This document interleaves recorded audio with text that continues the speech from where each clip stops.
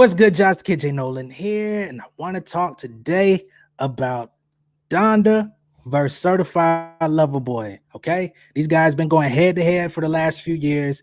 They did all of this hype. You got Kanye doing stadium listening sessions, not putting the album out, pushing it back. Drake doing radio interviews talking about CLB coming for your head top, whoever get in the way, about to get out the way, and all of that type of stuff.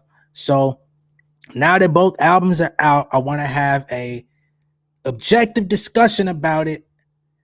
Talk about the production, the lyrics, the content, the whole package, and what we think is better. So I'm down for a debate if anybody wants to join and get in the comments and chime in.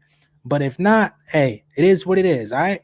So first thing I want to do before we get into any of this competition and any of those types of things is I want to say rest in peace to Michael K. Williams, another amazingly talented person from our culture, gone too soon, definitely gone, but not forgotten. Okay, rest in peace. It's a tragic situation, especially concerning the way that he passed. But and that leads me to say, mortality is very fragile. So in debating about these two projects, I definitely want to keep in mind that we're just talking about music. We're just talking about entertainment. This is not something to get disrespectful about. It's not something to kind of like take to heart, make personal jabs at people about. It's just music, man. Everybody's taste is different, and depending on the day of the week, you might like one project more than another. They haven't been out really long enough for you to live with yet. So keep those things in mind as well. So when it comes to content, which album is better? Of course, we got Certified Lover Boy. We know Drake is always gonna be talking about relationships, whether he wants to be in a relationship or not, depending on the day in the song. He's gonna be talking about women that were with him. They've been seen roaming around with their friends too much. Now she's interested in somebody else. Oh, he ain't like me, blah, blah, blah. You already know that's what you're going to get. That's what he's given us since the day he came out. Heartbreak Drake. That's what it is. Then you got Donda. Okay. Now, Donda is, of course, a dedication to Kanye West's late mother, Donda West. Over the course of the past few years, Kanye has been transitioning into more faith-based music. So, of course, there's a lot more religious background in the music, you know what I'm saying? So we definitely got to go head-to-head with content. Which do you relate to more? Do you relate more to Drake, Certified Lover Boy? Are you going through a lot of relationship turmoil in your life? Or are you more in a place of trying to see, explore your faith in your life? Which project resonated with you more? Because we're going to go over all the dynamics. Okay, we got somebody in here. Built by Creative says Drake. You relate more with Drake. I'm going to say, personally, I probably relate a little bit more to the content of Certified Lover Boy too. At this particular point in my life, I went through a very heavy Christian phase. I went through a Christian rap phase where I was like collaborating with a lot of people in that space and putting out faith-based music. I'm not in that space anymore. I still do believe in God. I still do pray and all of those things. My faith is still here, but I've learned to live as a person within this society with my faith, and it doesn't have to permeate into every single conversation that I have with somebody. So I think that one of the things that Kanye still hasn't like struck in the balance is how to live as a Christian, Jesus loving person without like pushing that narrative in a way that's like imbalanced, but what I will give him credit on is the fact that the features on the album were not restricted in their content, right?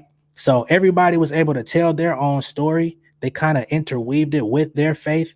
So they kind of did a better job than Kanye in doing this. And I wasn't so mad at the fact that he made sure that they bleeped out all the curse words. It did make it a little jarring at first because I'm so used to listening to rap music uncensored You know what I mean? And the fact that I couldn't even choose to hit the explicit version, you know what I mean? That was a little different, but it wasn't something that I was mad at. So I won't even take points from that. But just personally, on a content level, I think I'm more with Drake right now. Patricia says she's going with Drake. I can relate to that. So it seems like we're all in agreement right now as far as content is concerned. Hey, what up, Ben? Shout out. Let me see what you talking about here. Shout out Jay Nolan. Splash ringing off, bro. To answer your question, I love both artists, but connected with the Donda project more. I felt like it was sonically superior. Sonically superior? Okay. I'm not mad at that at all, actually. And the reason why is because we're gonna get into the Sonics in just a minute. That was actually one of my categories that I wanted to touch on.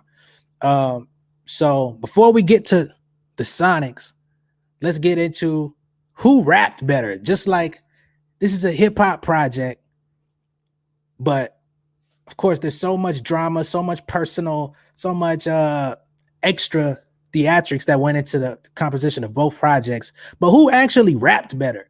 Like, to me, I feel like Drake brought superior lyricism to the table. Now, what I will say is, on the same token, that songs like Way Too Sexy, songs like TSU, songs like Knife Talk with 21 Savage, he really did go kind of pre-K lyrically on those. So I do kind of like deduct points from Drake on that, because it was like, when you're rapping well, you rap so well, but when you want to make trap music and stuff like that, you dumb yourself down way below the meter. Like, even the traditional trap artists don't go as simple as he did. Like, make it dirt, you know what I'm saying? Like, or whatever he said. So that I will deduct points from Drake on, is like, when he goes elementary, like, he goes all the way back. Built by Creative says Kanye confuses me. I can't relate. I can definitely understand that as well. I think that the situation with Kanye is that he flip-flops so much that you don't really know who or what you're going to get by the day. You know what I'm saying? And I think that that inconsistency definitely tends to turn fans off. Like, those characteristics kind of are what keep him interesting, but at the same token, it's frustrating, because it's like, are we going to get the MAGA guy? Are we going to get the Jesus freak? Are we going to get the same guy who, like, in the same sentence of being a Jesus freak, can talk about sex? You know what I'm saying? So it's like, it's weird. You know what I mean? I don't think he follows a linear path in anything that he does, which makes it confusing, just like Built by Creative said. In terms of Sonics, okay? Now we can talk about Sonics. So shout out to Ben for bringing that up.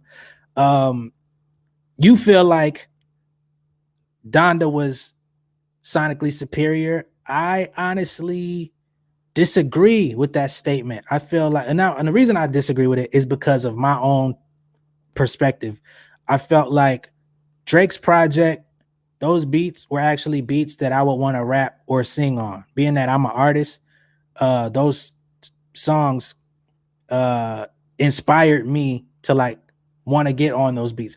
Ben says Drake definitely rapped better. Not his best, but then again, I don't feel Kanye has really focused on his bars since My Beautiful Dark Twisted Fantasy. I think has music on Yeezus. Pablo Donda is not built around lyricism. You're absolutely right about that. The project is not built around lyricism.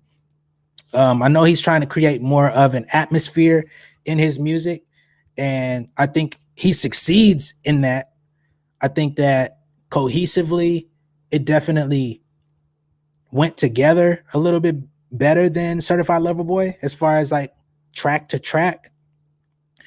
I would definitely say that the collaborative atmosphere that he brought with Donda probably catches my eye a little bit more than Drake, you know, which, excuse me, kind of feeds into the sensationalism of the whole thing, because there's some people out there that feel like Kanye having so many features on his project is like a crutch because he can't make good music by himself anymore. That's what some people say. I don't know if that's true. I won't say yes or no to that specific assumption, but the signs kind of say, he doesn't feel as comfortable creating by himself as he used to. But like I said, if you had to ask me like which beats would I listen to the most, or like which sessions I would have liked to have been in more, it probably would have been Drake, just because the production is a little bit more pleasing to my ear. But that's not a knock on Donda, because I think the production on there is actually pretty dope as well. One of my favorite beats on that project is the song with 5 Foreign, where he just took off and went crazy. So I definitely understand where you're coming from, Ben, as far as sonically, and I agree Drake rapped better on the project as well. So of course, the next thing is, which album are y'all gonna be playing more? Like, when you look at it like 6 months from now, if you're even listening to either one, which one do y'all feel is gonna be still in rotation? Because I feel like the songs that I added to my playlist from Certified Lover Boy, I'm probably not gonna be skipping when they come on. You know what I'm saying? Because like I said, the raps definitely kept me centered. I feel like the bars where he's going at Kanye are like really potent, even more potent than on Scorpion, which Scorpion is kind of like a forgotten album about at this point. Like, over the course of the last year, people ain't really been talking about it like that. The songs from it haven't really been playing so much, other than In My Feelings. So I think that this project has a lot more replay value to it. I would say Donda also has replay value. But I think that the reason why I'll be listening to it is solely because of the way that the features shine on the project. But yeah, what do y'all take? Y'all got any questions? Any opinions? Anybody got some hot takes about these two projects? We can address everything. Well, I want to get it all out the way today, because I'm not going to talk about neither one of these artists too much moving forward, because I don't want to get the D writer stamp, and I don't want to get the hater stamp. So I'm not going to like hang my hat on talking about them more than I need to. But I want to engage with y'all. I want this to be a situation where everybody gets heard across the board, so that we can hash it out and we can move on with life. So let me get some comments in here, y'all. I see y'all tuned in. I see the viewership growing. Let's go. Let's go. And for those of y'all that just tuned in, this is the Donda verse Certified Lover Boy discussion. So we've already talked about the production. We've already talked about the content. We've already talked about who we feel rapped better, since we are talking about two rap artists. 12, my brother, what's good? Peace, Jay. Honestly, I haven't really cared about a Drake or Ye album in years, but I really, really rock with Pale's new album, Floating While Dreaming. Looking forward to that new Common LP. I feel you, 12. You gonna be a little, you might not be shocked because you know me, but I have not heard who this Pale person is. You're gonna have to send me a link to them. I'll check them out. I know you rock more with the underground scene, so I'm gonna have to check that out. The new Common, I'm gonna look forward to Common. I'm always happy when Common is locked in and in his new zone. AMLG says, do you think that Drake's production needs to improve? I don't know if I feel like Drake's production needs to improve. Like, what makes you ask that? Like, is there something that you don't like about his production? I feel like sometimes it can be a little bit redundant. If that's one thing I will say about Drake, like, he continues to kind of fall into a certain sound, to where from album to album, there's like that continuity where it's still similar or familiar. It's not exactly the same, but he has a certain formula that he goes with. So if that's what you're saying, I'm not mad at that take. But I won't say that I think his production needs to improve, because I like the majority of the beats on the project. Built by Creative says, Pusha T's hating makes me vote for Drake. Okay. Yeah, I guess you can't really talk about these two artists without putting Pusha T into the mix. I don't want to like dive too deep into that because Pusha uh didn't really say anything this time around. So I haven't seen like any tweets or anything from him. So if he did say something, I wouldn't be surprised, but I haven't seen it for myself.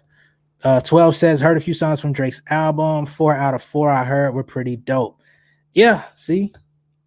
You haven't heard the Kanye yet? Like, I would love to see what your assessment is between the both of them. But I know you say you've been bumping Pale. So, I gotta respect that. Um Getting into the features. Both projects had a few guests that overlapped, such as Travis Scott, Lil Baby, Lil Durk.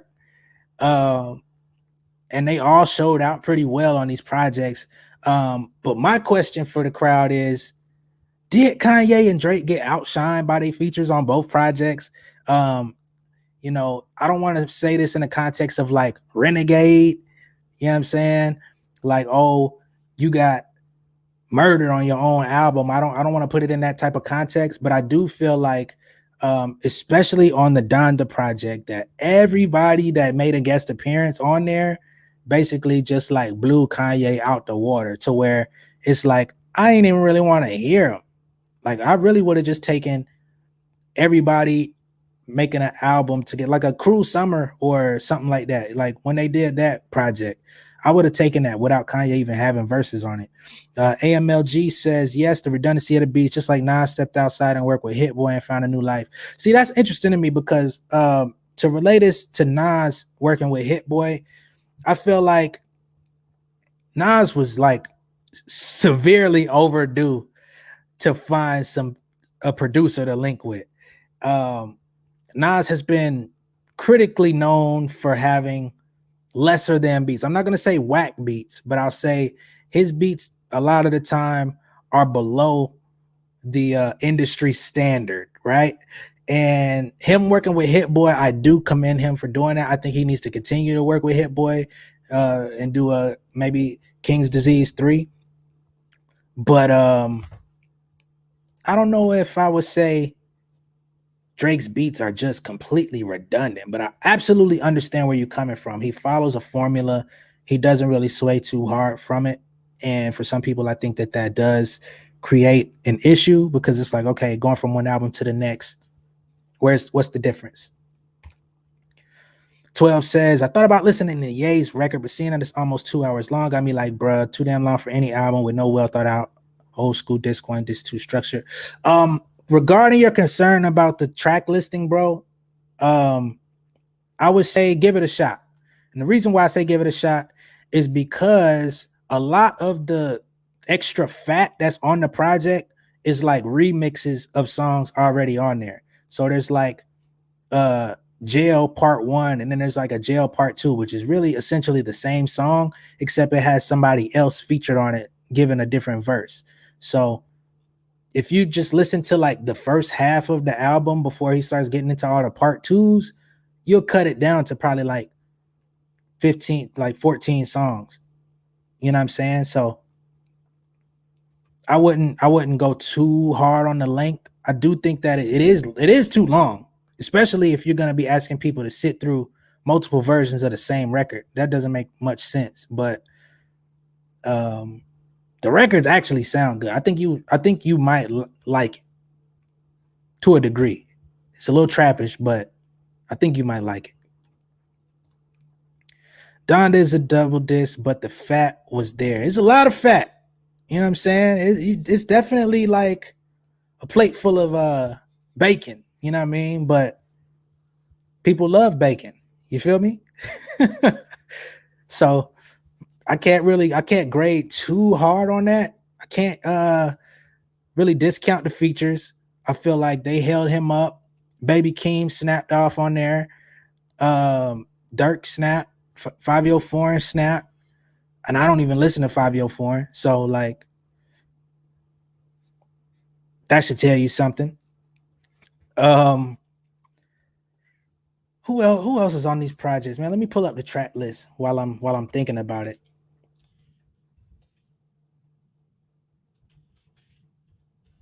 Donda track list just to give myself a refresher.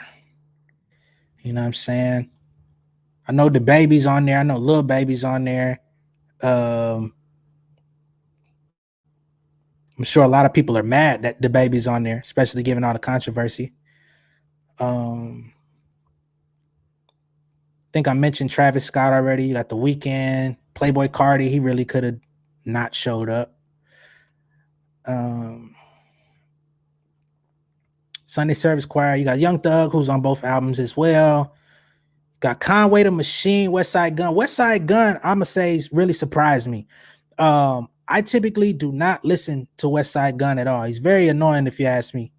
But he actually did a verse without like overbearing sound effects and actually rapped. So I was like, okay, that's what's up. I never want to hear a Drake and Future song again. Those songs were terrible. AMLG, they ain't telling why you mad, son. My gosh. I wouldn't say I don't want to hear Drake and Future collab again. I think that the way that they collab has gotten a little bit careless. I don't care if we're way too sexy. I thought In Too Deep was cool though. I don't want to hear them do like another What a Time to Be Alive project together, but I don't mind them getting in the studio, having fun, linking up. They seem to enjoy working together, so I'm not going to say that they just shouldn't overall. Cardi was definitely on the unimpressive side, must say. J Electronica is on there. I forgot about that. One thing I do want to say is Tell the Vision. Man, Tell the Vision with Pop Smoke. Just a terrible rip. Like, that song has already come out on Pop Smoke's project and sounds better on Pop Smoke's project. I don't know what made this guy filter the beat and take out the drums. So it's like you just sitting there waiting for the drop to come and it don't never come. You just like, okay, yeah, no, okay. All right, it's about to drop. All right, another 4-bar. No, nah, it's not there. And it's super frustrating, man. Especially when the original version of the song is out and that thing is hitting. It's crazy. My guy Vash, what's good, brother? Thank you for pulling up. Man. What's your take on this Certified Lover Boy versus Donda situation, man? Which album did you like? Which one did you enjoy more? I'm sure you don't really care about neither one, but out of the two. I forgot Marilyn Manson was on there. That was another waste.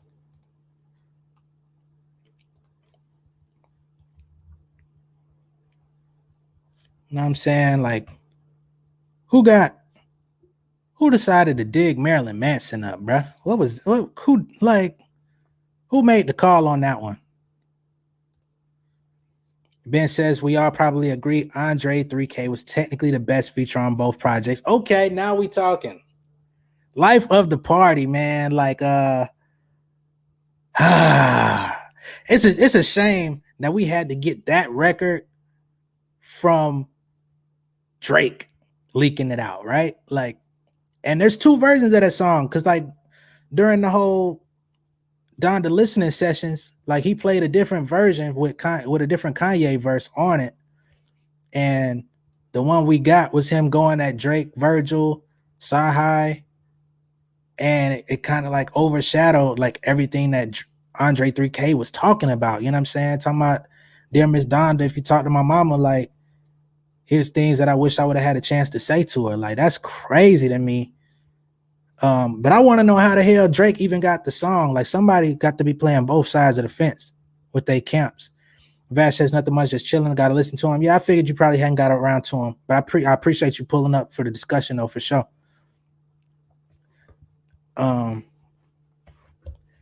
Man, I would love to play Life of the Party right now, but I fear that the stream would get knocked down. Vash says, how could you go at your own writer though? That's a great question. I don't know why you would diss Sahai. You know what I'm saying? Especially that man been around for like 4 albums helping you.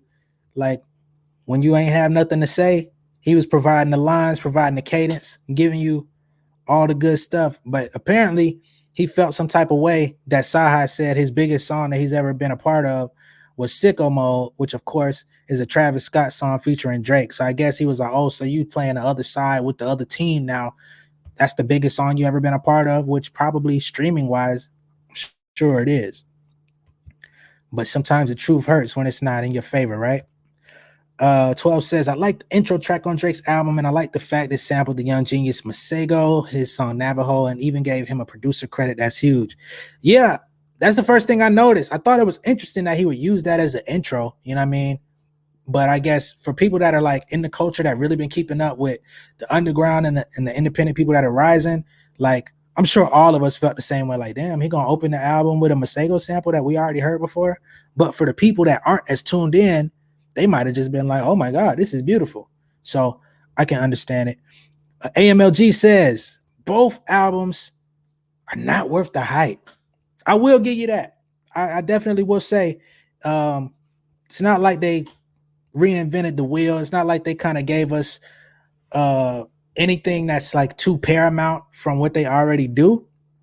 So nothing was really that groundbreaking, but I think they're both solid projects. I think this is the best project from Kanye that I've heard since My Beautiful Dark Twisted Fantasy. I think everything else in between has been absolute trash. So this was definitely a change of pace for me, because I was really not interested in even hearing it till I actually heard it. There's a leak in Kanye camp. Consequence from Kanye circle already put a price on Leak Head and a diss song out on Drake and his camp. Who got a price on whose head? Somebody, we doing bounties now? Is that like somebody from Kanye camp finna hire Dog the Bounty Hunter? Oh man, we're not going out like that. Oh man. I did hear the Consequence diss song to Drake. We're not gonna talk about that because it was pretty whack.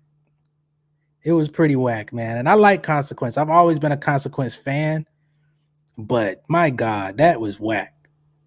Thought Consequence got dropped years ago. No. Consequence has been in the circle. He's continued to be in the fold. I think there was a bit of miscommunication between himself and Kanye maybe like 4 years ago, around the time Consequence was on Love and Hip Hop. I think him and Ye fell out for a bit, but since then they patched things up. I think right after the MAGA hat and all of that stuff, when Kanye moved back to Chicago and he started calling all his old friends back up, they kind of smoothed things over. 12 says you like the keep it a buck like Antetokounmpo line. I thought that was all right. I wasn't too impressed with that one. I know Drake could come harder than that. I know he could come harder than that. I wasn't all that moved, but I feel you. Yeah, man. Overall, I think both albums, it's already been kind of spoken on in here. I think Donda is like a 6.5 out of 10. You know what I'm saying? And I feel like, yeah, AMLG, you was right on time with me. Both are 6.5. Once I did the averages, it only came out to be in the mid 70s. I would say Donda to me is a 6.5. I would say that Certified Lover Boy is like a 7.2 if I'm being like super lenient and giving like decimals. I would say 7.2 for Certified Lover Boy. That's my opinion though. I'm sure y'all disagree, or some people may agree. But I think for all of the hype, all of the beef, the so-called beef, which I do want to kind of go over, because we can't skip over 7 a.m. What is 7 a.m. on the way to the hospital or some shit like that? 7 a.m. on Bridal Path.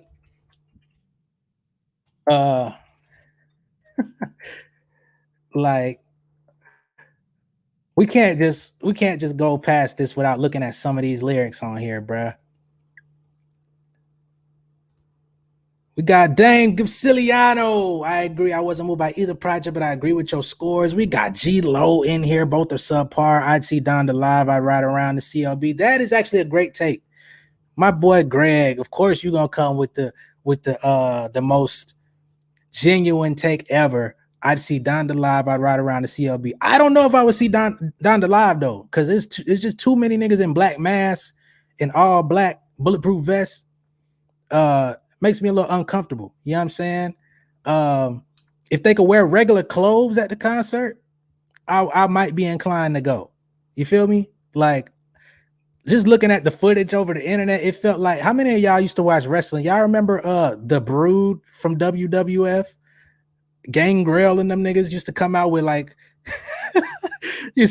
Gangrel used to come out with like a wine glass full of blood and shit. Like, I felt like I was just waiting on that to happen, especially that last session with Kanye and Marilyn Manson on the stage.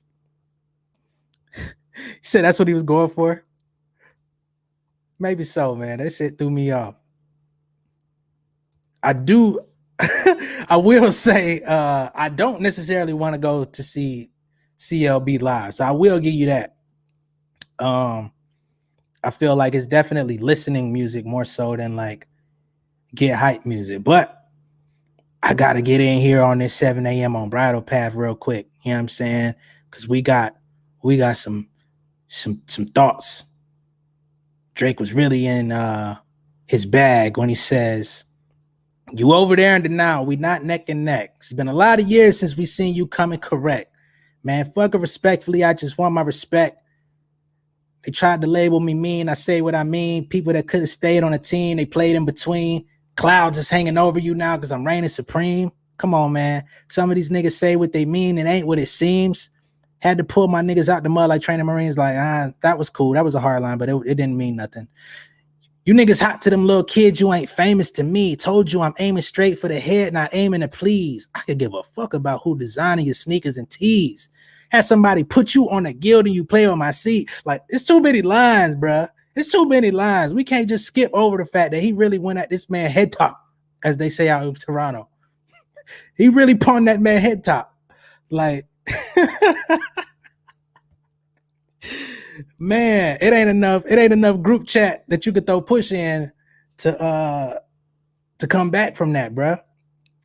Especially when you the one that want to initiate war. Like, you want to put that man address out and stuff like that. Like, man, that's the biggest thing about this Kanye Drake beef that's like disappointing. The issue that I have is that Drake is a formulated rapper that has his recipe, but he's afraid to even switch it up every once in a while because of all the fan base that he wants to try and appease.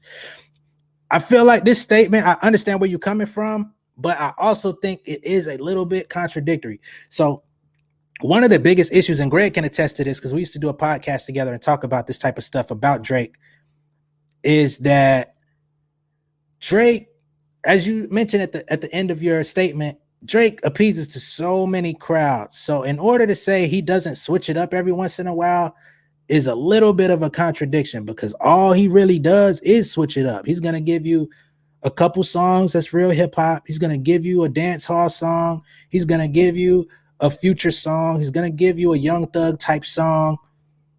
He's going to give you one of those comeback season, thank me later era type Drake songs.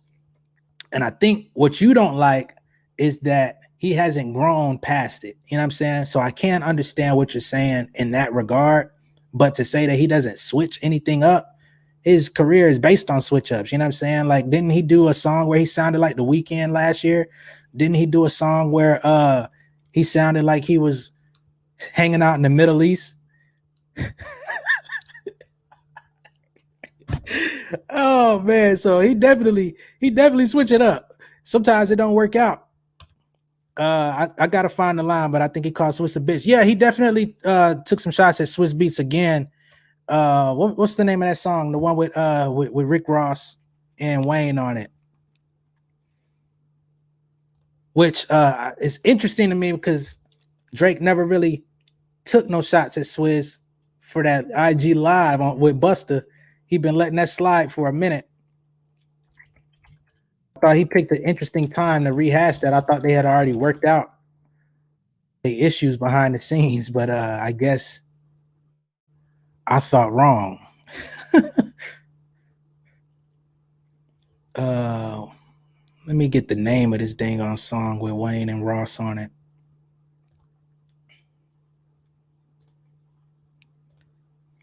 I don't see the growth even in the switch up. I feel that. How much do you think Kanye's grown though? Because I feel like the stuff he's saying on this song, on this project, it's not nothing he ain't said. He been trying to make gospel music for the last 3 albums.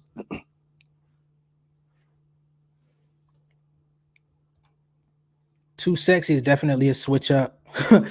That was a switch up that I didn't enjoy. I ain't gonna lie to you. I like In Too Deep, but I ain't like Too Sexy.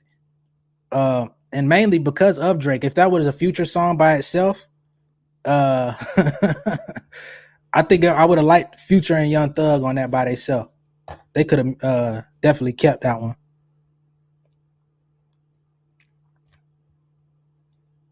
The way he went at Swizz, we definitely not getting a Drake versus now. I don't think we was ever gonna get a Drake versus, to be honest. Like, pretty much Jay-Z, Drake, they not coming out the house to do a versus. You gonna have to get them $1 billion each to do it. Like, it's not gonna happen. It never was gonna happen. Ye features made it feel like a compilation album, and Drake features were a little more natural, but it was way too many on both sides. I said this on Twitter a few days ago. I actually prefer Kanye doing compilation type albums. I really don't want to hear another Life of Pablo. I don't want to hear another Ye album. I don't feel like he stands too strongly on his own these days. Yeah, I like him being surrounded by people that can kind of hold the mantle up, that are of today's music and kind of going into his world. I think he peaked years ago and lost it. This album was the most focused he's been, but growth-wise or pushing the boundaries. I will say he sounded good on this project. On the verses that he did have on there, I thought they were pretty good. It was not no poopity scoop. It wasn't no if she bleached her booty hole or nothing like that. You know what I'm saying? So I really appreciated that he wasn't on that type of wavelength. How did Drake go from the Adidon scandal to calling himself certified lover boy with a bunch of pregnant women emojis? LOL. Mind blowing on the bigger picture. PR King. See, the thing about the Adidon scandal, I think leans into certified lover boy, because that whole scandal was about him having a baby with, an adult entertainer, right? So I don't feel like that's too far fetched from. It was the perfect. You absolutely are right, PR King, because you're like, okay, that's what y'all want to use against me, the fact that I spend time with women. Okay, I'm gonna put all the women on there. So PR King, Petty King, all of that. I do agree with that statement. But to say how did he go from that to that, I think it's a very clear path when you're talking about Drake. Drake is petty, which is why he dissed Swiss Beats a whole year and a half later.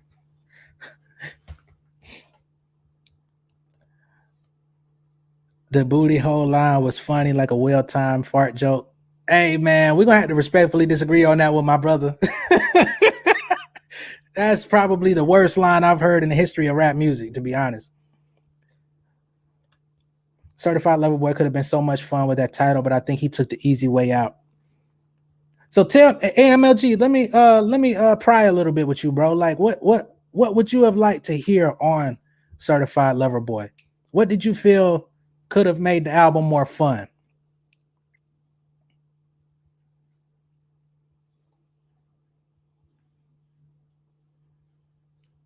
Because I kind of liked the insulated, more thoughtful, let me tell you how I'm feeling Drake on this project. I felt like that was what was missing on the last couple projects from him.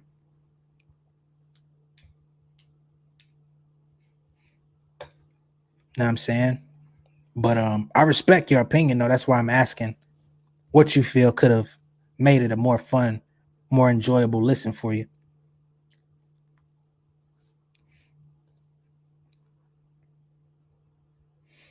And what about Travis Scott, man? Do y'all feel like he playing both sides or what?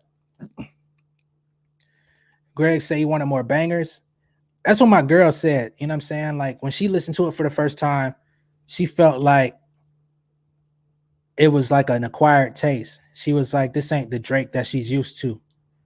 But she came to actually enjoy the album after listening to it 3 times.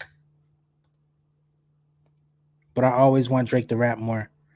Right. So I appreciated him rapping more. I felt like, honestly, I feel like Certified Lover Boy is like a mix between Comeback Season, Thank Me Later, and Nothing Was the Same.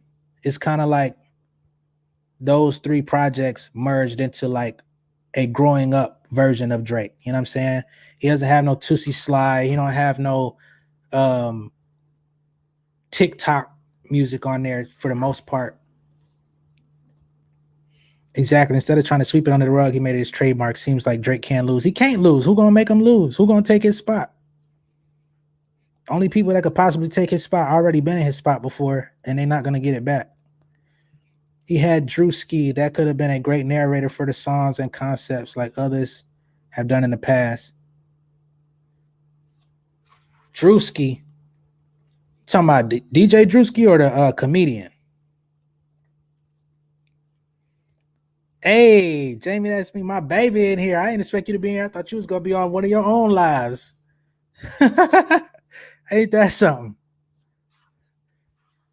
Yeah, nah. I'm glad I ain't say nothing else. Might have got checked in here. But yeah, like, you feel like a narrator would have made the project more enjoyable?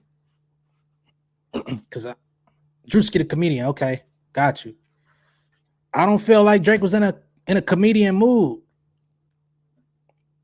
If I listen to that project objectively, I didn't hear nothing that was like comical. You know what I mean? Like, even when he's going at Ye, he's not really telling jokes.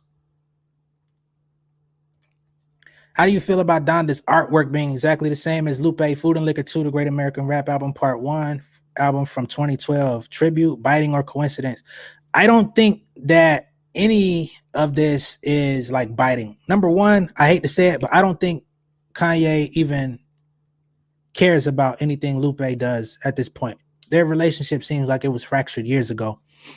Number two, I feel like people have been playing with the whole all black or no cover for a minute. Kanye, didn't Yeezus have a blank cover as well?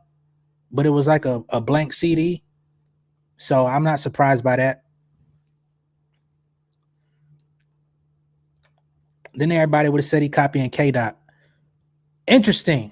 Yeah, I guess you could say that. Like, if he would have had somebody narrating the project, that probably would have been a little bit similar to Kendrick, because that's a staple of his music. It always has been since Section 80.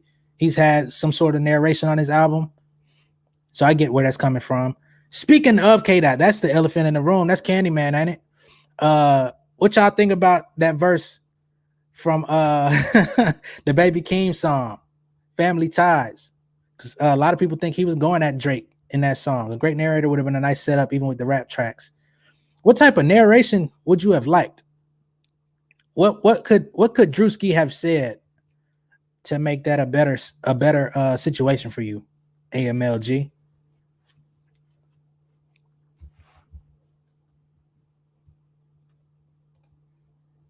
Yeah, Candyman. That's what they call him.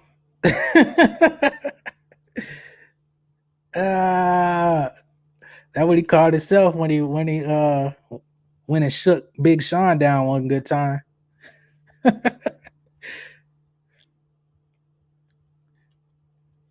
I am the Yo Mega PG Lane Rolling Gang SIE. Don't you address me unless it's with 4 letters.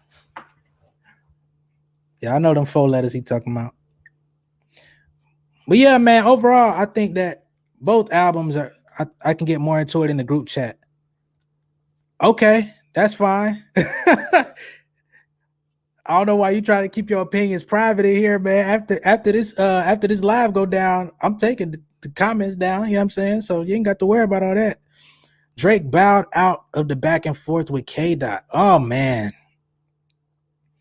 I feel like they both kind of bowed out of that situation. It's funny because Joe Budden the last like 3 or 4 episodes of his podcast, he's been like waiting on them to finally go back and forth. But I'm not sure we're ever gonna get that. I feel like Drake knows he can't go back and forth with Kendrick lyrically, not on that type of setting, especially with the way that Kendrick is like very dynamic in his delivery. So even if the line isn't as poignant as it could be, his aggression is going to take everything over the top. You're not really going to outdo that with somebody like that. So I think with Kendrick, I don't think he really got smoke for Drake like that. I think if he really did, we would have heard a lot more than just a ghostwriting reference. Kendrick showed he's on a different level once again, skills-wise and mentally. I feel like they battle with numbers. That's a very good point. I feel like all 3 of them battle with numbers. I feel like Kendrick, Drake, and J. Cole, they don't battle lyrically with each other. They just kind of take the measuring stick and be like, okay, I outdid that nigga on this one.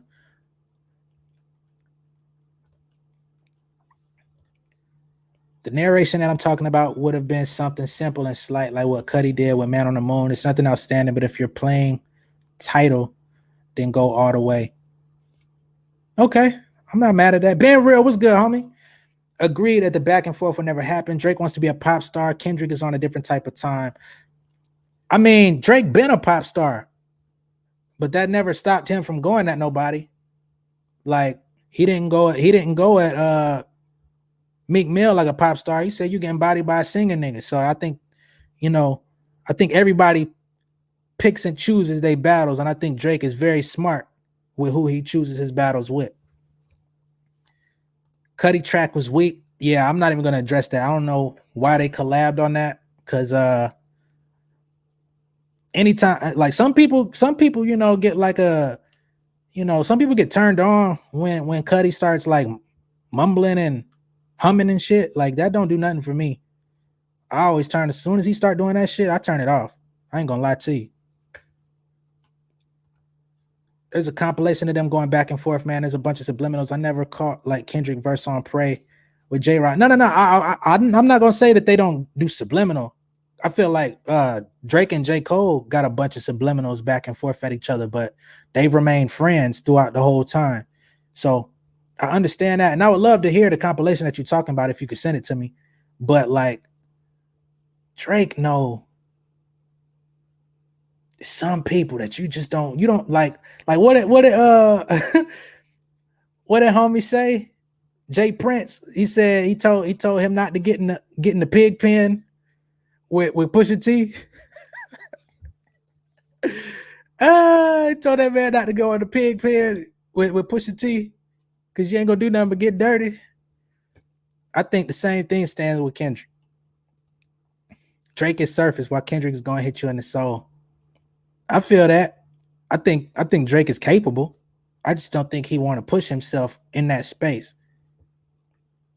I feel like every opportunity he's had, he's shown us that he don't really want to do that. Like like I said, he chooses his battles very wisely. He wanted to battle Murder Mook, but then it never happened. There was a time he wanted to go toe to toe with Kendrick. He backed out, but he did an interview and said that shit was lame. You know what I'm saying? But he ain't put no crazy bars on that. Official Dukum ENT. I feel like the music doesn't have the same feeling as when they all first came out. It's always nice to hear anything from Cole, Kendrick, or Drake. The music just not hitting no more for real. Ooh wee, you aiming for the juggler, my boy. Damn. You aiming for the juggler. I can't even say I disagree with you though, because I feel like all of them have kind of like had their battles with the industry, had their battles with their labels and things of that nature, and they're all on that other side of the game where they kind of coming up on 10 years where it's like, what is their motivation? Excuse me. Going to be motivated by business ventures and generational wealth and things like that. Once you at 10 years at the top, it's very hard to tap back in. K-Dot said something about breaking down the motor mouth. I thought he was just spitting, and I'll send it to you. No, I remember that line exactly. I know exactly the line you're talking about. They actually performed that verse live on TV show, if I'm not mistaken, and everybody knew exactly who he was talking about. Which album you think gonna stay relevant longer? To be honest, that's hard, bro. I don't know which album gonna stay relevant longer. I know for me personally, I'll probably listen to Certified Lover Boy more than I will Donda. But on the same token, culturally, I don't know. It's hard to say. Because I think Donda has some good content on it. I think that the features, like I said, definitely stand out. I think the production on there is pretty solid. So I wouldn't be surprised if a few months from now, some of those songs like start catching a little bit more than they did when they initially came out. Feel like it's a little bit more it's a project that people are gonna come to depending on where they are in their life. Some people are gonna, you know what I mean, every year somebody goes through a transitional phase from like non-believing to believing in Jesus or believing in Christ. You know what I'm saying? And I think that the Donda Project will be able to meet them where they at when they go through that. Whereas Certified Lover Boy is kind of you know what you're gonna get from it, even though it's not the same old Drake. That's just like there's no big hits on it. You kind of know what Drake talks about. It's kind of like the girls that drunk text, the dudes that drunk text, they've been drunk texting forever to Drake music. So I think that the relevance is tough to say, just depending on where you are. 3 Stacks stuff is sad to hear. Yeah, I agree. I talked about it earlier when I said, man, this dude was talking to Kanye's mom. Like, if you talk to my mother, tell her this. You know what I'm saying? That was tough, man, especially for Kanye to come on the song talking about nothing to follow it. Don DeMarco official, Dokum Entertainment. I think Kendrick is rested and motivated. So I'm waiting on that. I mean, out of all the artists we've talked about, I've made it very clear over the years that Kendrick is my favorite. Donda may have the longest stand power. Yep, like I said. What'd you think of Andre's verse off of Kanye's Now diss track? I thought the verse was pretty dope.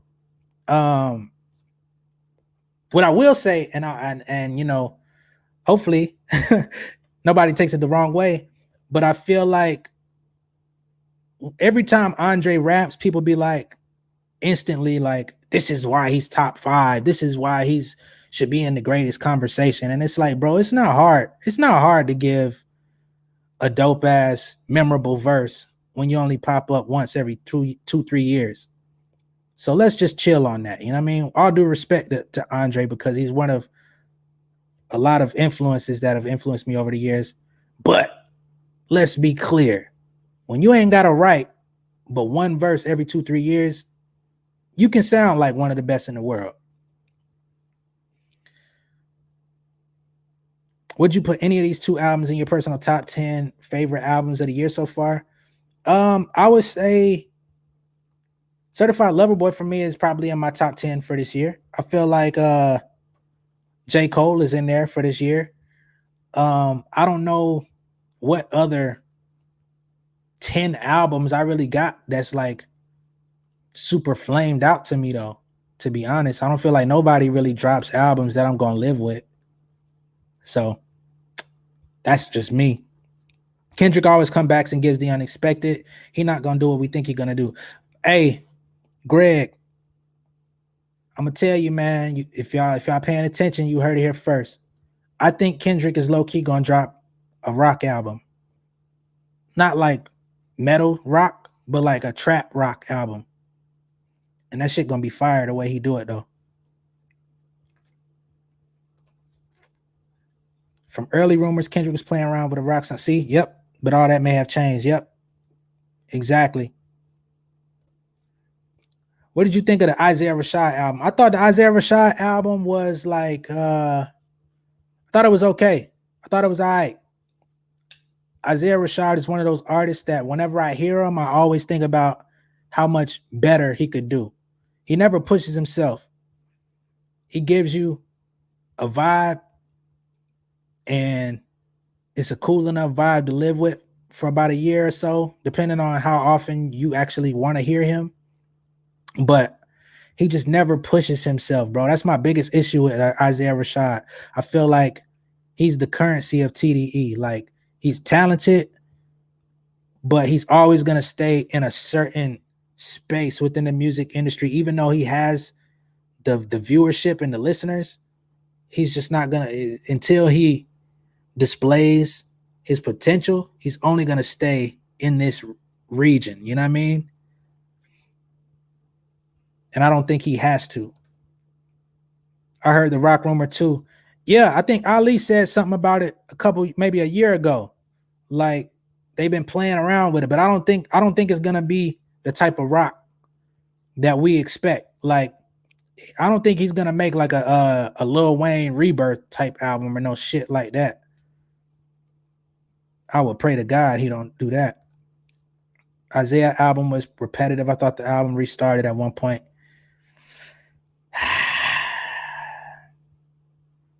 Yeah, I agree. Like I said, I just don't feel like he pushes himself, man. Like, he got all the talent in the world. I did like it though. You know how I feel about Currency. Yeah, I know. Jesus. Yeah, I know how you feel about Currency. Yeah, Jets. So is it safe to say that Isaiah's new album isn't better than the Sun's Tirade? No, I would not say that it's better than the Sun's Tirade. No, sir. Absolutely not. And I wasn't the biggest fan of Sun's Tirade, but I went back and listened to it a few months ago, and I was pretty impressed hearing it with a fresh ear again. I still feel like Sylvia Demo is his best work.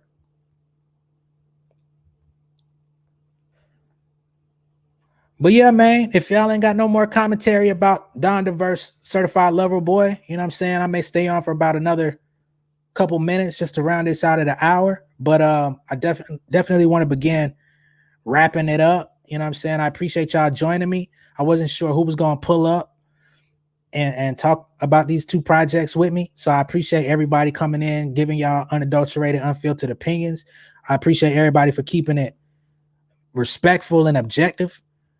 Because I know that there's people out there that are very passionate about Drake. There's a lot of people out there that are very passionate about Kanye West, but nobody came in here like saying you stupid or you got terrible taste in music towards nobody. And I want to personally thank everybody in here for that specifically, because I was worried about just that happening, because especially with all of the emotion with the beef and people feeling like they got to choose sides between two artists that they don't personally know. So I'm glad that y'all came in here on a mature level. And yeah, man, if y'all would like, we could do more of these lives together. You know what I'm saying? Make sure y'all subscribe to the channel, because I got more content on the way. If you're an artist out there, you want to learn about the music business, go through some of my posts. You know what I'm saying? I got some stuff on there for you, and I'm going to have more for you on the way. For those of y'all that already know me and just tuned in off the love, off the strength, I appreciate it. Make sure y'all subscribe to the channel too, because I got a lot more entertainment stuff coming as well. And if y'all want to like send me suggestions of things to cover, feel free to DM me, reach out to me. Y'all know how to get in contact with me. I talk to all of y'all for the most part outside of this format. So yeah, man, give me some suggestions of what y'all might want me to cover, and I'm gonna keep pushing out this content, man. I'm trying to build up my YouTube. You feel me? So yeah, we had I think when I started this live, I was at 718 subscribers, trying to get to that good 1,000. You know what I'm saying? So make sure y'all help promote me as well. And much love and respect, man. Once again, I appreciate y'all. Once again, RIP to Michael K. Williams. Very sad situation. Not gonna go into the whole drug, speculation. It's not my place to jump in on that, but I definitely want to say RIP to him on that. Much love and respect, y'all. Peace.